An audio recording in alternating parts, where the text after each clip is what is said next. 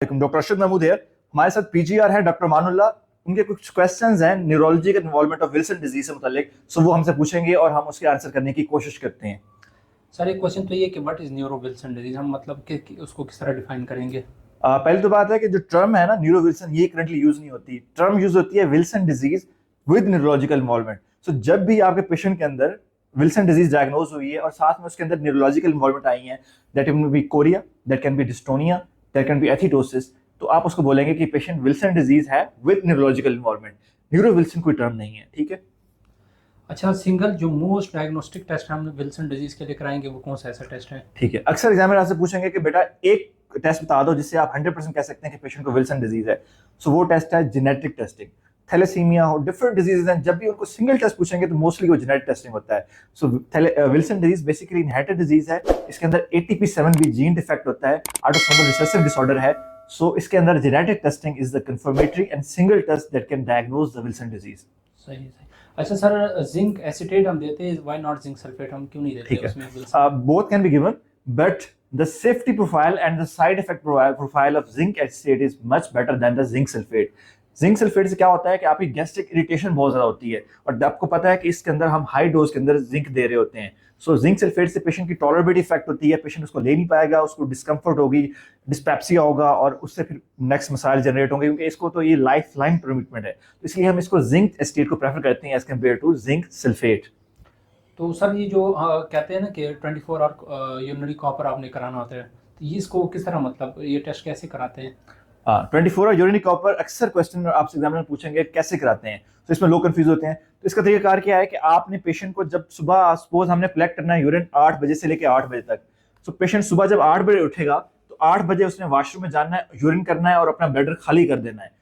उसके बाद आपने जो भी यूरिन होगा वो जमा करना शुरू कर देना है, और अगले दिन सुबह 8 बजे आपने उसे कहना है कि आप वॉशरूम में जाएं और अपना ब्लैडर खाली करें। यानी सुबह 8 बजे से आपने खाली ब्लैडर के साथ शुरू किया और अगले दिन 8 बजे आपने उसका ब्लैडर खाली करवाना है। इस दौरान जो भी यूरिन होगा आपने वो कलेक्ट करना है और उसके अंदर आपने उसका देखना है कि कॉपर लेवल क्या है। So that will be 24 hour urinary copper level. सही। अच्छा सर, जो विल्सन पेशेंट विद डिस्टोनिया, तो हम इसके डिफरेंशियल में क्या क्या रख सकते हैं?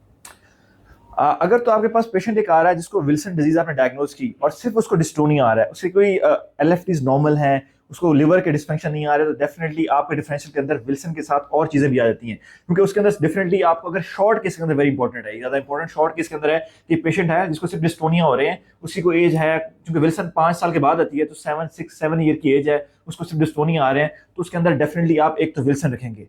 जो एसोसिएटेड चीजें हैं उसके अंदर दो इंपॉर्टेंट है, एक तो है हमारा PCAN, that stands for the pantothenate kinase associated neuro degeneration, ठीक है। सो PCAN इसके डिफरेंशियल में आ जाता है। बेसिकली एक मेटाबॉलिक डिसऑर्डर है, न्यूरो मेटाबॉलिक डिसऑर्डर, इसके अंदर ब्रेन के अंदर बेसल गैंग्लिया में आयरन एक्युमुलेशन होती है। और दूसरा इसके अंदर आ जाता है हमारा डिफरेंशियल कोरियोस्टाइट टाइप या disconnected type of CP। Definitely choreoathetoid disconnected CP के अंदर शॉर्ट केस में आपका OFC कम होना चाहिए। सो ये दो इंपॉर्टेंट डिफरेंशियल जो आप रख सकते हैं जब विल्सन डिजीज सिर्फ और सिर्फ डिस्टोनिया के साथ आ रही है। और सर एक पेशेंट को मैंने ना मेडिसिन बताई थी, तो राउंड पे कंसल्टेंट ने कहा तो कि आपने इसको किस तरह बताई है ना, जिंक और पेनिसिलामिन को हम मतलब कब दे, उसको कहेंगे कि किस टाइम ले लें, फूड के साथ इसकी क्या एसोसिएशन? ठीक है, ये इंपॉर्टेंट क्वेश्चन है बड़ा।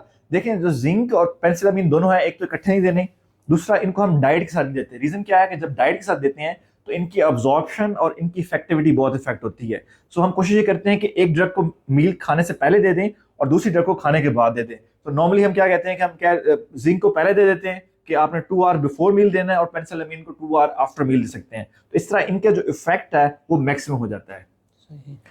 अच्छा, इसके अलावा दो इंपॉर्टेंट क्वेश्चन है जो मैं खुद से आपको बताना चाहता हूँ, वो इंपॉर्टेंट है। अब बाज़ सिनेरियो ऐसा होता है कि एक पेशेंट आपके पास आता है, उसकी KF रिंग पॉजिटिव आ गई, उस क्लिनिकली उसको डिस्टोनिया भी आ रहे हैं, ठीक है।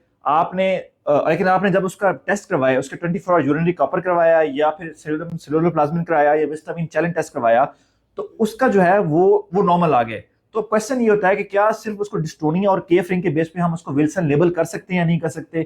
तो इस क्वेश्चन को आंसर करने के लिए आपने देखना है एक स्कोर जिसको हम कहते हैं लेपिजिक स्कोर, लेपिजिक स्कोरिंग सिस्टम। ये स्कोरिंग सिस्टम आपको बताता है कि पेशेंट के अंदर विल्सन डिजीज है कि नहीं, क्योंकि इसमें डिफरेंट चीजों की अपनी एक स्कोरिंग है। इसमें अंदर जो है कि कुछ लेबोरेटरी बेस्ड पॉइंट है और कुछ पॉइंट हमारे क्लिनिकल हैं। लैब पॉइंट के अंदर 24 यूरिनरी कॉपर लेवल है, हेपेटिक कॉपर लेवल है, कूम्स नेगेटिव हेमोलिटिक एनीमिया है, सीरम सेलुलर प्लाज्मिन है, ठीक है, और KF रिंग है। क्लिनिकली में हमारे इसके अंदर जो है वो न्यूरोलॉजिकल इन्वॉल्वमेंट है। इस स्कोर सिस्टम में डिफरेंट पॉइंट्स हैं, ये स्कोरिंग सिस्टम आपने जरूर देख लेना है, और आप एग्जामिनर अक्सर पूछते हैं कि भाई किस स्कोर सिस्टम के बाद आप पेशेंट को लेबल कर सकते हैं। फिर एक इंपॉर्टेंट क्वेश्चन जो एग्जामिनर आपसे अक्सर पूछते हैं वो ये होता है कि विस्टामिन चैलेंज टेस्ट कैसे करना है। सो विस्टामिन चैलेंज टेस्ट में आप कैसे कराते हैं, उसके लिए आप पेशेंट को वो सेम जिस तरह हमने 24 आवर यूरिन कवर किया था कि आपने सुबह 8 बजे पेशेंट को पहला ब्लैडर एम्प्टी करना है, उसके बाद यूरिन कलेक्शन स्टार्ट कर देनी है अगले 8 बजे तक, और 8 बजे आपने उसका जब नेक्स्ट डे उसका ब्लैडर एम्प्टी करके उसको खत्म करना है। इसमें हम देते हैं विस्टामिन यानी पेनिसिलामिन की टेबलेट्स। तो इसमें 500 mg of penicillamine will be given. First dose will be at the 8 AM and second dose will be after the 12 hour, ठीक है, और irrespective of the weight of patient, ठीक है। तो दो दफा आपने देना है उसको 500 मिलीग्राम यानी 250 mg की टेबलेट होती है, तो 2 गोलियां सुबह 8 बजे और 2 गोलियां उसके 12 घंटे के बाद यानी शाम को आपने 8 बजे देनी है, और बाकी यूरिन आपने उस तरह कलेक्ट करना है। तो ये विस्टामिन चैलेंज टेस्ट आपका इसके साथ कंप्लीट हो जाता है।